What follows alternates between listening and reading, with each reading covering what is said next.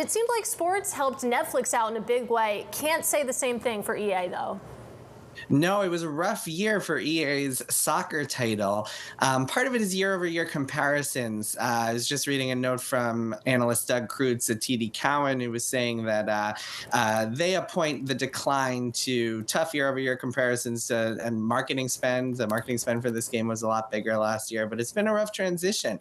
EA recently got rid of the FIFA branding. They decided, hey, we don't want to pay FIFA anymore for this license to call our soccer games FIFA, and they switched to this kind of clumsy EA Sports FC title. And although last year's game seemed to perform well despite the name change, this year's did not. Well, Jason, that was going to be my question just about this. Does that decision look like a mistake now in hindsight, given how prominent that FIFA branding was? I don't know. I think it's still too early to tell.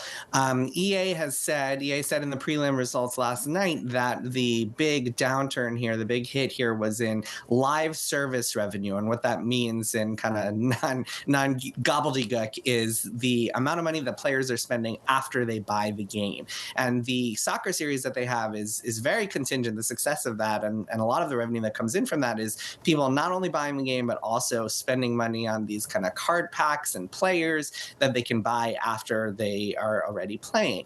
And the fact that revenue is down, I believe it was an almost at least 10% swing, because they had estimated a mid-single digit growth, and instead they switched that to a single digit decline. The fact that that was such a plummet is bad news for them, and it remains to be seen if they can get that fixed in this game and then in next year's entry.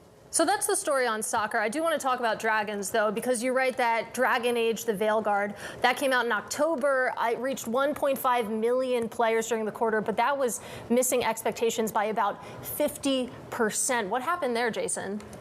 Yeah, that's a huge hit. Not as significant as far as EA's overall financial picture as the sports game is, but still a pretty big hit. It's not often that games miss by 50% of expectations. I think there are a lot of factors here. The game itself was a little bit polarizing. It was a 10-year gap between this entry and the previous game, and so there might have been a lot of just kind of waned interest for the Dragon Age franchise. BioWare, the studio behind it, has had a string of critical misses.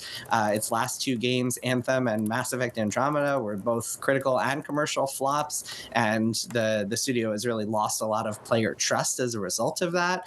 But also, I mean, big picture-wise, the video game industry is facing some serious headwinds. A lot of people are not buying games, and there's some big picture, really interesting trends I've been watching for the last few years. Kind of the short version, one of the biggest reasons is, well, I'll just say Fortnite and games like it, because a lot of people are just playing the same games that they've been playing for the past 5, 6, 7 years, and they're not buying new ones. Mm-hmm. So that has been a big factor as far as players spending. Holiday season, big new titles are not getting the same kind of market saturation. It's great context. I also want to do some analysis with you here, inter-industry, because if you look at EA, for example, versus Take-Two, over 1 year, you have a stock price appreciation of EA of less than 7%. That's more than 14% of Take-Two. Of course, both lag the S&P 500, but you do see divergence there. And if you did it over 5 years, it's actually worse, that disparity. So what are EA's rivals doing that it's not?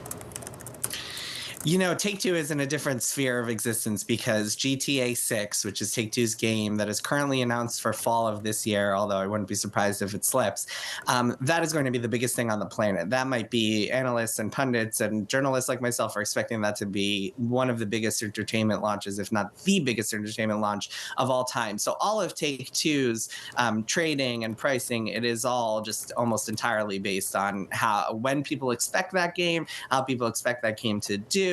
It's going to be earth-shattering for the video game industry, and a lot of other companies are looking to that to kind of rise all tides and get a lot more people playing in general, and hopefully boost the health of the industry. So I don't think you can really make a one-to-one comparison. EA is a lot more dependent on their kind of regular meat and potatoes franchises, including the sports franchise, and I think it's a really big red flag. I would certainly be worried if I were in Redwood City right now about that underperformance of the EA. Man, I still say FIFA, the EA Sports FC. It really is a mouthful. EA Sports FC title. Yeah, say that 5 times fast. Jason, we have less than a minute left, and I have a little bit of a wild card for you. Did you see that Elon Musk online admitted that he had some help reaching the top levels of games such as Diablo TV and Path of Exile 2? I'm just wondering what the reaction to that has been.